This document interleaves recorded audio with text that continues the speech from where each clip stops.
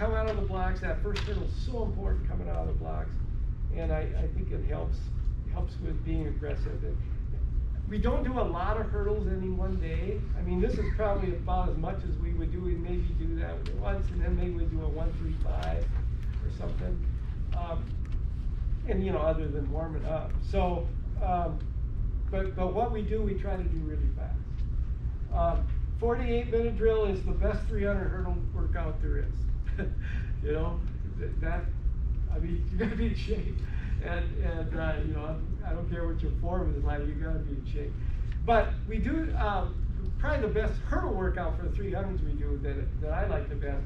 We just sprint the curve and we have hurdles set up at random.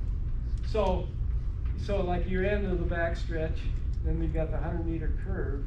We might put 6 hurdles up in lane 4, but not on the hurdle marks, just wherever.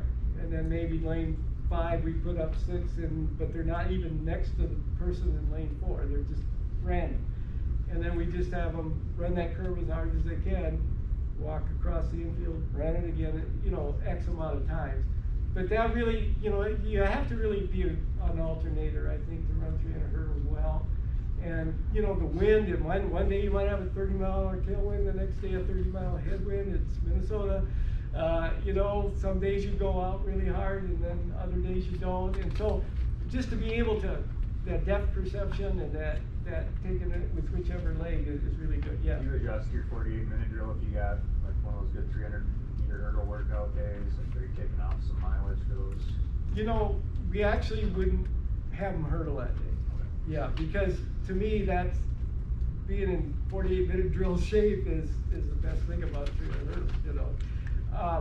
But maybe on a different day, we do that random hurdling and high hurdling. We might, if we do both highs and 300s on the same day, which is somewhat unusual, we always do the highs first, because you gotta be fresh there, I think.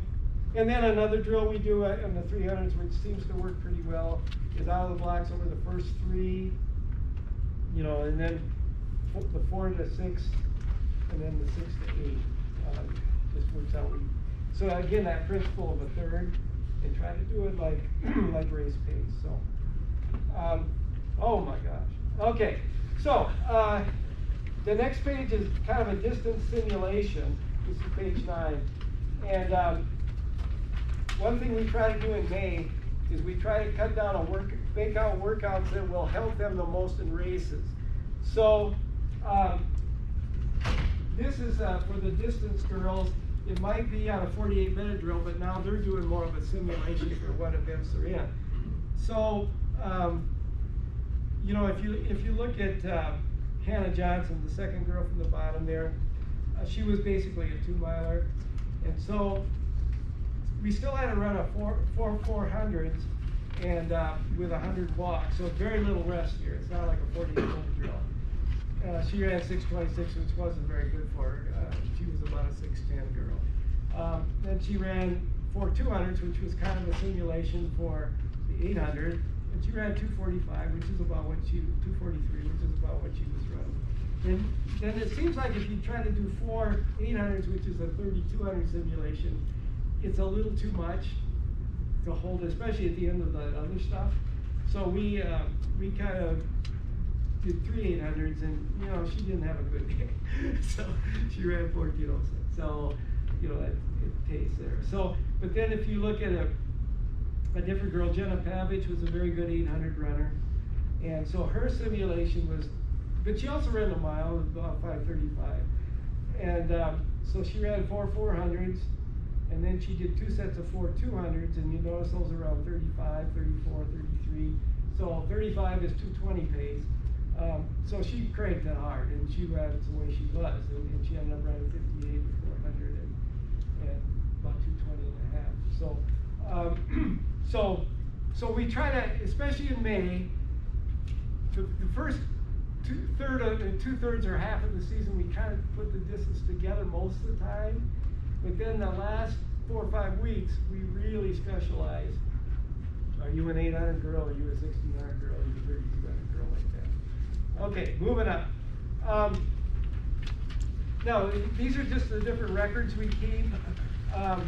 And So, and they're posted on the bulletin board right now by the locker rooms. And we have top 10s in a lot of things, outdoor, indoor school records and so on. For relays, we keep the top 20 splits of all time. I don't know why I keep it 100 splits, but I do. One guy's got a 10-4. He never ran under 11. You know, he had a good win that day. It's handoffs. So it's not, if you're going to do this, I'd forget the 100 splits maybe, but otherwise, most of the kids in like the 4x4 have a better split than an open 4. And I think that speaks to the team part of things. And a lot of times the guys that run the 4x4 don't run the open 4, they're doing 300 hurdles or doing other stuff. We keep sophomore records, freshman records, all that.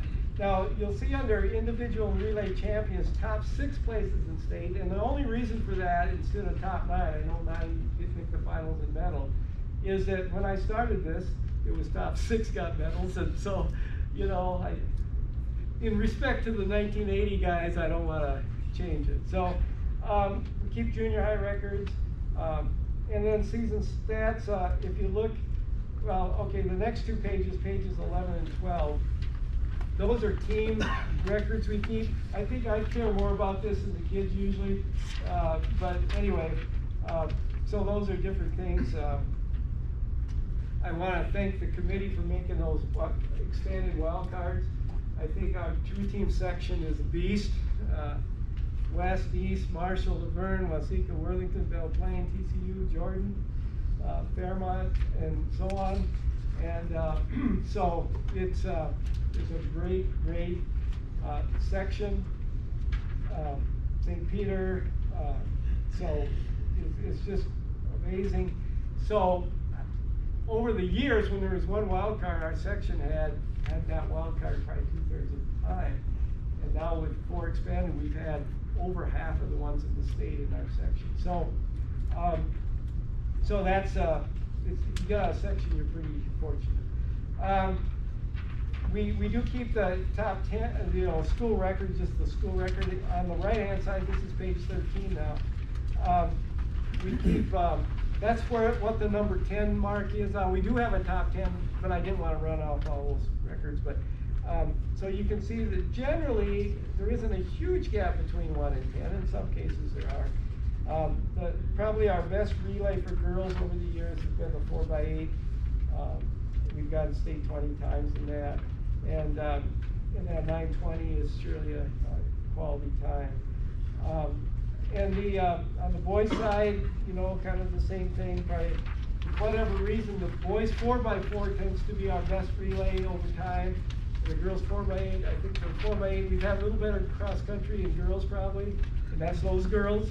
And the 4x4, we get a lot of football guys, and we convince them they can run a 400. And so that's a lot of football guys. Like last year, our team with 2 cross country guys and 2 who we convinced them could run fast, and they both ran 51 and 50.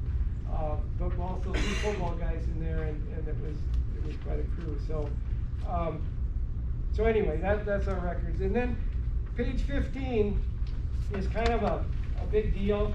Now this is my scratches. This is my computer right here, handheld. So anyway, we keep track of every kid, and I always have their top 2 performances. The reason I go top 2 is, you know, in the 100, you know, if you get a tailwind or you're facing the wind, it's huge, and stuff like that. So, and it kind of gives you a little better picture of how the kids compare. Obviously, I know 200 split is going to be faster with a running start, and where it matters what position you're running. The anchor usually gets the short end of the stick there because they get the baton usually before the first half of the zone. So anyway, but we do keep track of everybody's personal best in every event, and I update that about every week and on the weekend. And so we have a triangular on Tuesday, and we got 62 personal bests. Okay, so what we do at the beginning of practice, and this is something that really the poorer kids really feed off of, because they don't get a lot of recognition. You know, they don't. They're out there plugging away, but it's easier for them to get a personal best than somebody's you know, a 158 half miler. And so what we do clap and snap. So if Jeff so if Jeff sets the personal best in the 100, ties it in the high jump, and sets another personal best in the 400, what we would do, I'd say, Jeff Portuguese, 100, high jump tie, 400. So we go clap. So if it's a tie, you snap, and if it's a new personal best, you clap. And each kid stands up and stays standing till they're all standing, and set personal best, and we give them a big hand. And then if we get somebody who makes the top 10 in the 400, we talk a little bit more about that. We do more than one clap, but that clap and snap has really encouraged, I think, the poor kids, the kids that don't get a lot of recognition and are out there hanging in there. And that's how we start practice the day after the meet. The next 2 pages, this is just an example. We keep points and track, and I know a lot of sports, a lot of programs don't. The way I do points is what you got in the meet. So if it's a triangular and it's so it's 5, 3, 2, 1, you got second, you get 3 points. If you get fifth, I move the decimal, so it's first JV, so it's 0.5, you know. And relays, I don't count them a fourth, I count them a half, because we like to have kids want to run relays, but you can't really count them full either, I don't think. So if the relay team in a big meet gets first, that's 10 points, each kid would get 5. And they need 20 points to the letter. If you get 16 as a freshman, you don't start your sophomore